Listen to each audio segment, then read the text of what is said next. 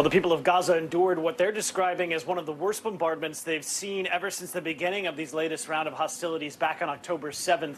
This was focused primarily on the Gaza Strip, and health authorities in Gaza have said that some 40 people have been killed in just the past 24 hours, and about 75 of them were wounded. Now, these are ongoing attacks, and they really do undermine a lot of what we've been hearing from the Israeli government over the past several weeks. They are moving on now to a second or third, less intensive phase of the war in the Gaza Strip, that they're going to be retreating to certain positions, namely the perimeter of the Gaza Strip and some of the corridors that they've established throughout the center and in the southern part of the Gaza Strip, and using that, trying to launch sort of more surgical, more pinpoint strikes against what they believe would be Hamas installations. But now it looks as though they are still attacking in a broad military formation. Now, all of this happens as we've started to see a little bit more optimism around the possibility of a negotiated end to the war in the Gaza Strip, as well as the release of those remaining Israeli hostages there.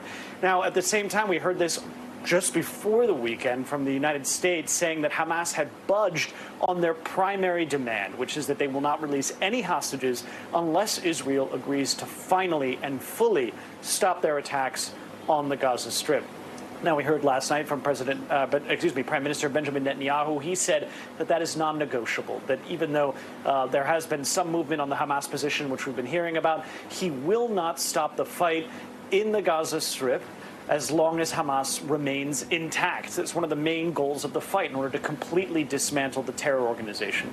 Now, at the same time, this does make it sound as though it will be difficult to have these negotiations, but we are hearing that senior American officials are joining other negotiators in Cairo and then later on in Doha, trying to hash out a deal that could bring some measure of peace to the Gaza Strip.